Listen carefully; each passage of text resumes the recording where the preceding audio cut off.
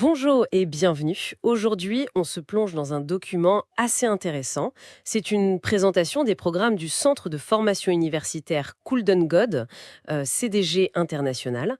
Le document nous a été fourni par son PDG, Monsieur Zanier Koulibaly. Alors, le grand défi pour n'importe quelle formation aujourd'hui, c'est simple. Comment préparer à des métiers qui changent tout le temps? La question qu'on va se poser est donc la suivante. Est-ce que ce programme est une vraie solution pour rester pertinent ou est-ce que ce sont juste de belles promesses sur le papier? C'est exactement la bonne question à se poser. Et honnêtement, dès les premières lignes, on sent qu'ils essaient d'y répondre. L'objectif qu'ils affichent, ce n'est pas juste d'enseigner des matières. Non, c'est de, et je cite parce que je trouve ça très parlant, c'est de fournir aux élèves des compétences essentielles leur permettant de prendre des décisions éclairées dans un environnement professionnel dynamique. Ah, le mot dynamique est clé ici. Tout à fait. Ça veut dire qu'ils reconnaissent d'emblée que le monde du travail n'est pas stable. C'est un bon point de départ. Oui. Et il parle aussi de formation continue et digitale pour que chacun apprenne à son rythme. Bon, ça c'est un peu devenu la norme, non? Mais voyons comment il l'applique concrètement. Si on regarde la structure, on dirait que tout part de deux piliers très très classiques. Le management et le marketing. Oui, et pour les définitions, ils vont droit au but. C'est presque brutal de simplicité.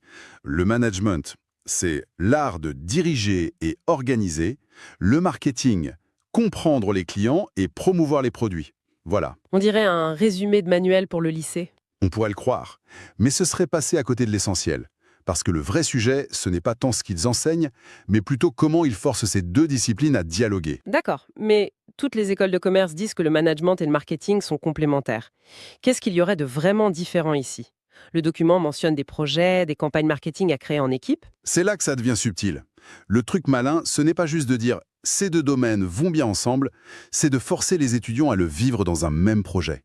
L'idée, ce n'est pas la complémentarité, mais la friction constructive qu'il crée. La friction, Hein. c'est-à-dire? Imaginez un étudiant en marketing, il a une idée de campagne géniale. Dans un cours normal, il a une bonne note et c'est fini. Ici, non. Il doit négocier son budget, ses délais, ses ressources avec un autre étudiant qui, lui, joue le rôle du manager de l'équipe.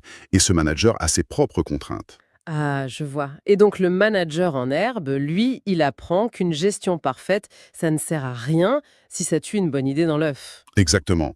C'est dans ce conflit simulé, dans cette tension, que se trouve la vraie leçon. Une leçon sur les contraintes du monde réel. Et ça, aucune théorie ne peut vraiment l'enseigner.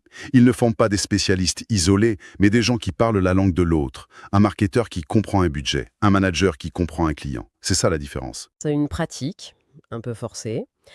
Mais bon, on sait bien que ça ne suffit